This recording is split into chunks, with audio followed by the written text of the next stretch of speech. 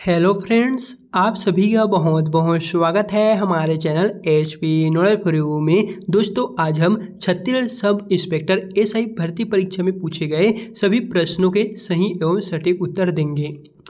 तो यहाँ पर पहले नंबर के प्रश्न में है, छत्तीसगढ़ की खनिज संपदा से संबंधित निम्न कथन पर विचार कीजिए। बाकी 1 से 35 तक का वीडियो है, पार्ट 1 के नाम से आपको हमारे चैनल पे मिल जाएगा। कथन में है, महासमुंद जिले के तहसील सरायपाली में बलौदाबाजार बेलबुंडी डायमंड ब्लॉक में अन्वेषण की कार्यवाही प्रचलन में है। बिल्कुल सही है। कथन सेकंड में है, CMDC छत्तीसगढ़ राज्य शासन का एक उपक्रम है जिसमें 100% निवेश राज्य सरकार का है। ये भी सही है, यानी कि ये 36 नंबर का सही आंसर है। ऑप्शन नंबर सी, दोनों कथन सत्य है।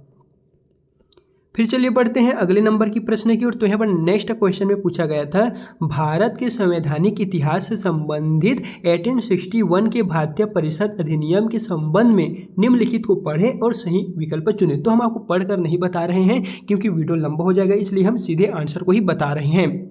इसका सही आंसर है ऑप्शन नंबर सी, पहला और दूसरा सत्य है। पहला और दूसरा यानी कि दो जो ऑप्शन दिए गए हैं दोनों के दोनों ही करेक्ट है।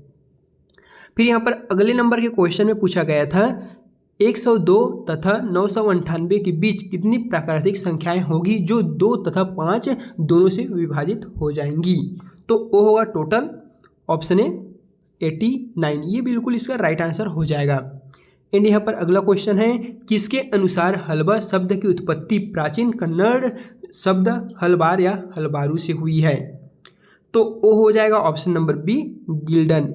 बी वाला आपका राइट एंड करेक्ट आंसर हो जाएगा। फिर यहाँ पर अगला क्वेश्चन में पूछा गया था, एक कक्षा के 10 विद्यार्थियों के औसत अंक 26 है जिसमें उत्तीर्ण विद्यार्थियों के औसत अंक 80 एवं अनुत्तीर्ण विद्यार्थियों के औसत अंक 20 है। उत्तीर्ण विद्यार्थियों की संख्या होगी, यानी कि एक कक्षा के 10 विद्यार्थियों का जो औसत अंक है वो 26 है, जिसमें उत्तीर्ण विद्यार्थियों की औसत अंक 80 है और फेल हुए 20 है। तो आपको टोटल उनकी संख्या बताना है कि उत्तीर्ण विद्यार्थियों की टोटल संख्या कितनी होगी। तो हो जाएगा ऑप्शन नंबर बी, 2। बाकी आपने कितने क्वेश्चनों को बनाया है, कितने को छोड़े हैं, कमेंट में जरूर बताइएगा ताकि हम आपको इस पर एक प्रॉपर कट ऑफ दे सकें। फिर यहाँ पर नेक्स्ट क्वेश्चन है, प्रत्येक उच्च पोषी स्तर पर बढ़ती हुई मात्रा में खाद्य श्रृंखला में गैर बायोडिग्रेडेबल कीटनाशकों का जो संचय कहलाता है वो क्या कहते हैं। तो वो हो जाएगा ऑप्शन नंबर सी, जैव आवर्धन, बायोमैग्निफिकेशन। ये आपका सी वाला राइट आंसर हो जाएगा। रामू की 5 वर्ष पहले की आयु वर्षों में तथा 9 वर्ष की आयु वर्षों में का गुणनफल 15 है। तो रामू की जो अभी वर्तमान स्थिति है, करंट आयु है, वो आपको बताना है कितना होगा। तो वो हो जाएगा ऑप्शन नंबर सी, 6 वर्ष। सी वाला दोस्तों आपका राइट आंसर हो जाएगा। फिर यहाँ पर अगला क्वेश्चन है, केंद्रीय बजट 2026-27 में प्रस्तावित बौद्ध सर्किट योजना में निम्नलिखित में से कौन सा राज्य सम्मिलित नहीं है। तो वो हो जाएगा ऑप्शन नंबर ए, बिहार। आप देखेंगे तो असम, अरुणाचल प्रदेश, सिक्किम तीनों के तीनों जो है वो सम्मिलित है, लेकिन जो बिहार है ए वाला वो नहीं है। तो ए को ही हम यहाँ पर राइट आंसर मान के चलेंगे। फिर चलिए बढ़ेंगे अगले नंबर की प्रश्न की ओर। तो यहाँ पर नेक्स्ट क्वेश्चन में है, छत्तीसगढ़ की औद्योगिक विकास नीति 2024 से लेकर 2030 तक में स्टार्टअप इकाइयों को बढ़ावा देने हेतु राज्य सरकार द्वारा स्टार्टअप पैकेज के अंतर्गत कितनी राशि का कॉर्पस फंड स्थापित की गई है। तो वो हो जाएगा option number D, total 100 crore की जो बजट का प्रावधान है वो की गई है, वो भी 2024 से लेकर 2030 तक टोटल। तो ऑप्शन डी जो वाला जो है वो आपका राइट एंड करेक्ट आंसर हो जाएगा। फिर यहाँ पर अगले क्वेश्चन में पूछा जा रहा है, ब्रिटिश काल में लोक शिक्षा समिति का गठन कौन से सन में हुआ। ब्रिटिश काल में लोक शिक्षा समिति का जो गठन है वो हो गया ऑप्शन नंबर बी, 1823। 1823 में ही आपका ये वाला राइट आंसर हो जाएगा। बाकी आपने किन किन क्वेश्चनों को गलत किए हैं, कितने को सही किए हैं वो भी बताते चलिएगा। फिर है क्वेश्चन नेक्स्ट है, भारतीय गणितज्ञ श्रीनिवास रामानुजन के नाम पर बने रामानुजन मशीन प्रोजेक्ट में मुख्यतः किस आधुनिक कंप्यूटर विज्ञान की तकनीक का उपयोग होता है। तो वो हो जाएगा option number A, artificial intelligence, AI technique पर जो है वो बेस्ड है। तो ए वाला आपका राइट एंड करेक्ट आंसर हो जाएगा। फिर दोस्तों यहाँ पर अगले नंबर के प्रश्न में पूछा जा रहा है कॉलम 1 का मिलान कॉलम 2 से कीजिए। कॉलम 1 में पुस्तकों के नाम दिए गए हैं और कॉलम 2 में उनके लेखक दिए गए हैं, तो कौन से पुस्तक को कौन से लेखक ने लिखे हैं यही आपको इस क्वेश्चन में बताना है। जैसे कि यहाँ पर देखेंगे तो ABCD करके कुछ ऑप्शन भी दिए गए हैं, तो इसका सही आंसर है ऑप्शन नंबर यहाँ पर ए। जैसे कि हम आपको एक बार बता दें, बस्तर की संस्कृति एवं इतिहास ये होगा लाला जगदलपुरी। सुरता के सोन किरण ये हो जाएगा आपका त्रिलोचन पांडे। आदिवासी बस्तर का वृहद इतिहास ये हो जाएगा हीरालाल शुक्ला। लोक साहित्य का अध्ययन ये हो जाएगा लखनलाल गुप्ता। ये दोस्तों यहाँ पर आप देखेंगे तो ऑप्शन जो ए है वो राइट बनने वाला है। फिर यहाँ पर नेक्स्ट क्वेश्चन है आधुनिक राज्य संरचना में प्रत्यक्ष लोकतंत्र की विशेषताओं के संदर्भ में संभावित जो उपकरण है वो कौन कौन से हैं। आधुनिक राज्य संरचना में प्रत्यक्ष लोकतंत्र की विशेषताओं के संदर्भ में पूछा गया है, तो वो हो जाएगा ऑप्शन नंबर डी। आपका पहला भी सही है पहल, दूसरा है रायशुमारी ये भी करेक्ट है, वापस बुलाना ये भी करेक्ट है, जनमत संग्रह प्लेबिसाइट ये भी करेक्ट है, यानी कि चारों के चारों जो है वो संभावित उपकरण है, तो डी वाला आपका राइट एंड करेक्ट आंसर हो जाएगा। बाकी हमने किसी क्वेश्चन के आंसर को आपको गलत बता रहे हैं तो कमेंट में जरूर बताइएगा ताकि हमारे द्वारा किसी भी स्टूडेंट को कोई भी प्रॉब्लम ना हो। फिर यहाँ पर अगला क्वेश्चन है छत्तीसगढ़ राज्य आर्थिक सर्वेक्षण 2025-26 के अनुसार छत्तीसगढ़ की आर्थिक संरचना के संबंध में निम्नलिखित में से कौन सा कथन सत्य है। यहाँ पर देखेंगे तो ABCD करके कुछ ऑप्शन दिए गए हैं और आपको बताना है कि कौन कौन सा करेक्ट है, तो हो जाएगा दोस्तों ऑप्शन नंबर यहाँ पर देखेंगे तो सी वाला ही सत्य है। सी में दिए गए हैं उद्योग क्षेत्र सकल राज्य घरेलू उत्पाद में सबसे बड़ा योगदान इन्हीं का होता है, ये ही आपका राइट है। बाकी ए भी गलत है, बी भी गलत है और डी भी गलत है, सिर्फ आपका सी वाला ही राइट एंड करेक्ट आंसर हो जाएगा।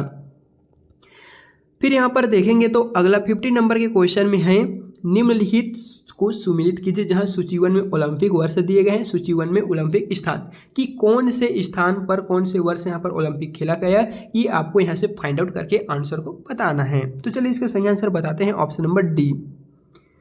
पहला यहाँ पर देखेंगे 1980 में आपका मास्को, 2008 में आपका बीजिंग, 2016 में हो जाएगा रियो डी जेनेरिया, फिर 2028 में अभी होगा लॉस एंजलिस। ये आपका बिल्कुल डी वाला राइट एंड करेक्ट आंसर हो जाएगा।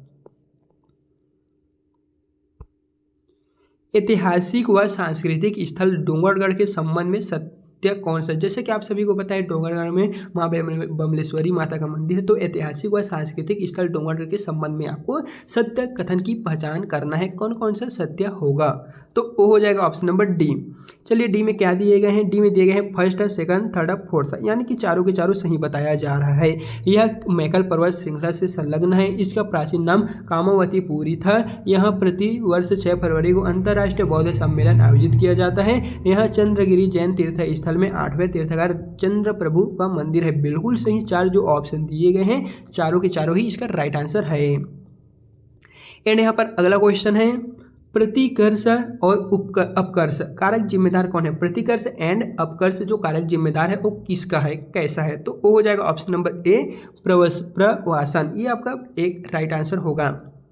यहाँ पर दिए गए हैं कुछ अंक दिए गए हैं 1471369 का आपको वर्गमूल निकालना है। जैसे कि दोस्तों अगर आप निकालते हैं तो थोड़ा सा करके आप सभी को एक एक करके निकाल यहाँ पर सकते हैं, बाकी अगर हम निकालेंगे तो यहाँ पर ये जो सीट है वो कम हो जाएगा, इसलिए हम आपको सीधे आंसर की ओर ले चलते हैं। तो ये होगा ऑप्शन नंबर ए 1213। ये आपका यहाँ पर सही आंसर जो है हो जाएगा। बाकी आपने किन किन क्वेश्चनों को इसका आंसर टिक किए हैं कमेंट में बताते हुए चलिएगा। त्रियहट किसकी औपन्यासिक कृति है। यहाँ पर त्रियहट नामक एक औपन्यासिक कृति दिखाई गई है, ये आपको बताना है कि किस कवि की है, तो वो हो जाएंगे option number D Maitreya Pushpa. D वाला आपका राइट एंड करेक्ट आंसर हो जाएगा। फिर यहाँ पर नेक्स्ट क्वेश्चन में है इंदिरा गांधी कृषि विश्वविद्यालय रायपुर के संदर्भ में निम्नलिखित में से कौन सा कथन सत्य है। इंदिरा गांधी कृषि विश्वविद्यालय के संबंध में कुछ ऑप्शन यहाँ पर प्रोवाइड किए गए हैं और आपको बताना है कि कौन कौन सा सत्य है कौन कौन सा असत्य है, तो हो जाएगा ऑप्शन नंबर बी, केवल सेकंड वाला सही है। इंदिरा गांधी कृषि विश्वविद्यालय रायपुर की स्थापना वर्ष 1987 में की गई है, तो ए यहाँ पर दिए गए हैं बी वाला ही इसका राइट एंड करेक्ट आंसर हो जाएगा। फिर यहाँ पर अगला क्वेश्चन है IMT एडवांस्ड विशिष्टताओं के अनुसार 4G नेटवर्क के लिए उच्च गतिशीलता जैसे ट्रेन, कार, पर पीक डेटा दर कितनी होनी चाहिए। पर यहाँ पर जो 4G नेटवर्क लगे रहते हैं आमतौर पर ट्रेनों में, कारों में, उनकी जो प्रति Mbps है या Gbps है वो कितनी होनी चाहिए। तो होगा ऑप्शन नंबर बी 100 Mbps जो है वो होनी ही चाहिए, तभी वो ठीक से वर्क कर सकेगा। यदि RBI reserve bank of India एक साथ CRR बढ़ाता है और सरकारी प्रतिभूतियां बेचता है तो इसका जो प्रभाव है वो कैसा दिखाई देगा। तो वो हो जाएगा ऑप्शन नंबर सी, ऋण और तरलता दोनों में कमी दिखाई देगी। 5 व्यक्ति ABCD और E एक पुस्तक को पढ़ते हैं। सबसे पहले पढ़ने वाला व्यक्ति C को पुस्तक देता है और जिस व्यक्ति ने अंत में पुस्तक पढ़ी थी उसने A से ले ली थी। E पुस्तक पढ़ने वाला प्रथम या अंतिम व्यक्ति नहीं था, परंतु B और A के बीच 2 पाठक थे। सबसे अंत में पुस्तक पढ़ने वाला कौन है, A या B या C या D। तो इसका सही आंसर है ऑप्शन नंबर बी, ये आपका राइट आंसर हो जाएगा। बाकी दोस्तों ये जो क्वेश्चन है वो हमने बता रहे हैं आपको, बाकी किसी भी क्वेश्चन को गलत बता रहे हैं या फिर आपको सही आंसर पता है तो आप हमें कमेंट में बता दीजिए, ताकि किसी भी स्टूडेंट को हमारे द्वारा कोई भी प्रॉब्लम ना हो। बाकी जैसे ही इसका मॉडल आंसर की जारी होगा तो उसे आपको दोस्तों प्रमाणिक मानना होगा। फिर यहाँ पर नेक्स्ट क्वेश्चन है, सही कथन की पहचान कीजिए।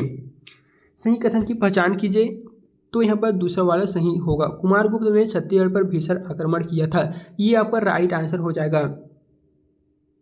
साथ ही देखेंगे तो वैदिक काल में छत्तीसगढ़ को दक्षिण कौशल भी कहा जाता था। इस तरह हमें 2 ऑप्शन नजर आ रहे हैं, तो आप यहाँ पर मानेंगे डी को भी मान सकते हैं। यहाँ पर वैदिक काल में छत्तीसगढ़ को दक्षिण कौशल कहा जाता है, लेकिन ये जो है वैदिक काल नहीं, प्राचीन काल में छत्तीसगढ़ को दक्षिण कौशल कहा जाता है। इसका सही आंसर ऑप्शन नंबर सी हो जाएगा। एक रिबन का टुकड़ा 2:3:4 के अनुपात में काटा जाता है। यदि सबसे बड़ा टुकड़ा 16 सेंटीमीटर होता है तो इसे काटने के पहले की जो लंबाई है वो कितना सेंटीमीटर होगी। तो होगा total option number C 36 centimetre. ये आपका राइट एंड करेक्ट आंसर हो जाएगा। फिर यहाँ पर नेक्स्ट क्वेश्चन है, छत्तीसगढ़ और तेलंगाना के बीच नक्सलियों के अंतिम गढ़ों को निष्क्रिय करने के उद्देश्य से चलाए गए हल्ला आतंकवाद विरोधी अभियान को ऑपरेशन कगार और किस नाम से भी जाने जाते थे।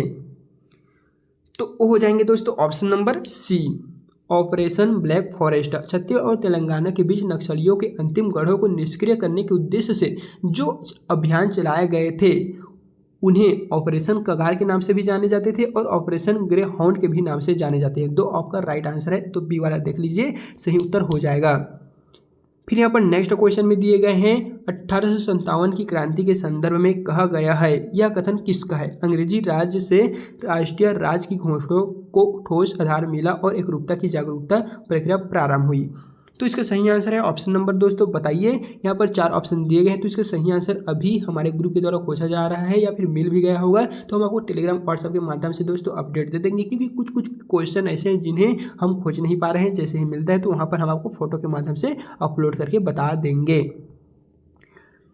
फिर यहाँ पर देखेंगे तो अगले क्वेश्चन में पूछा जा रहा है, वह ऊतक जिससे नारियल की भूसी बनती है और जिसकी कोशिकाएं मृत, लंबी और लिग्नाइट होती है वो क्या होती है। पैरेन्काइमा, स्क्लेरेन्काइमा, कोलेन्काइमा या क्लोरेन्काइमा। तो 63 का सही आंसर है ऑप्शन नंबर बी, स्क्लेरेन्काइमा। वह ऊतक जिससे नारियल की भूसी बनती है और जिसकी कोशिकाएं मृत, लंबी और लिग्नाइट होती है उन्हें हम स्क्लेरेन्काइमा के नाम से जाने जाते हैं। तो बी वाला आपका बिल्कुल राइट एंड करेक्ट आंसर हो जाएगा। फिर यहाँ पर अगले क्वेश्चन में दिए गए हैं, रीतिकाल को श्रृंगाल काल किसने कहा। जो रीतिकाल है उन्हें श्रृंगाल काल के नाम से भी जाने जाते, तो उन्होंने किन महापुरुष ने ऐसा कहा। तो वो हो जाएगा ऑप्शन नंबर सी, आचार्य विश्वनाथ प्रसाद मिश्र जी। रीतिकाल को श्रृंगाल काल का नाम किसने दिया, वो है आचार्य विश्वनाथ प्रसाद जी। सी वाला जो है वो आपका राइट एंड करेक्ट आंसर हो जाएगा। फिर दोस्तों यहाँ पर देखेंगे तो अगले क्वेश्चन दिए गए हैं, SDG जिला स्तरीय प्रगति रिपोर्ट 2024 के अनुसार छत्तीसगढ़ के कितने जिले परफॉर्मर की श्रेणी में आते हैं। तो टोटल हो जाएंगे 5। आपका ए वाला जो है सही आंसर है। क्यों देखेंगे, SDG जिला स्तरीय प्रगति रिपोर्ट 2024 को अगर हम देखेंगे तो छत्तीसगढ़ के टोटल 5 जो जिले वो परफॉर्मर की श्रेणी में आएंगे। एंड 5 जो जिले हैं वो मैं टेलीग्राम व्हाट्सएप में उसका फोटो दे दूंगा, आप वहाँ से देख लीजिएगा।